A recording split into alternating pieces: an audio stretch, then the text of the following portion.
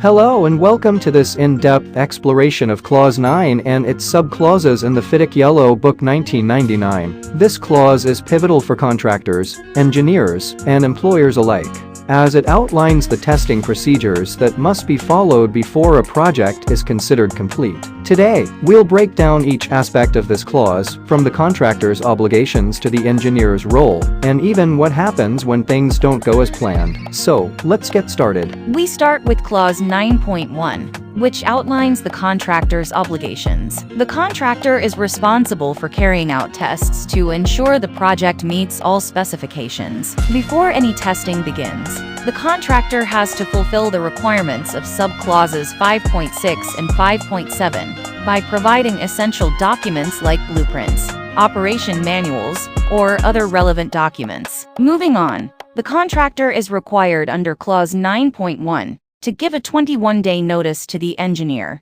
about the planned start date for the tests. This is crucial as it allows the engineer ample time to prepare. After receiving this notice, the engineer, as per Clause 9.1, has a 14-day window to provide specific instructions for the tests. Now, let's talk about the tests themselves. The contractor performs them in a sequential manner, starting with pre-commissioning tests to ensure each piece of equipment is safe and functional. This is followed by commissioning tests to validate that the entire system or section can operate safely under all conditions. Finally, a trial operation is conducted to ensure overall reliability. If the trial operation is successful, the contractor informs the engineer that they are ready for any additional tests, as per Clause 9.1. Once all tests are successfully completed, the contractor is obligated to submit a certified report to the engineer, confirming the successful completion of all tests. Now, let's delve into some special scenarios. Clause 10.3 comes into play if the employer causes a delay of more than 14 days in the testing process. In this case,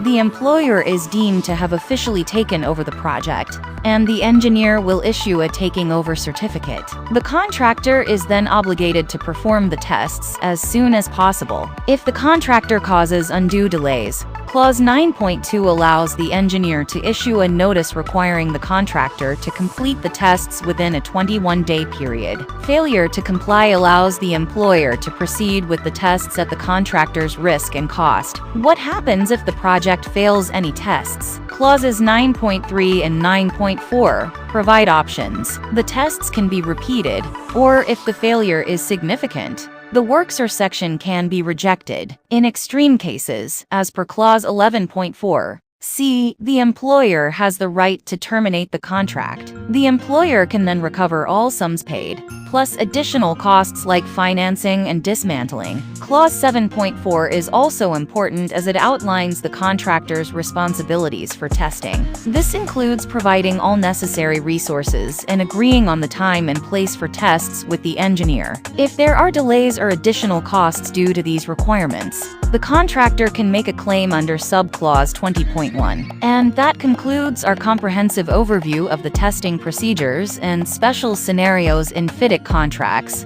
complete with clause references for your convenience. Thank you for listening. Thank you for tuning in to Growth Mindset Company today. If you found value in this video, please give it a thumbs up and share it with someone who might benefit. Remember, growth is a continuous journey, and we're here to support you every step of the way. Until next time, keep nurturing that growth mindset and see you in the next video.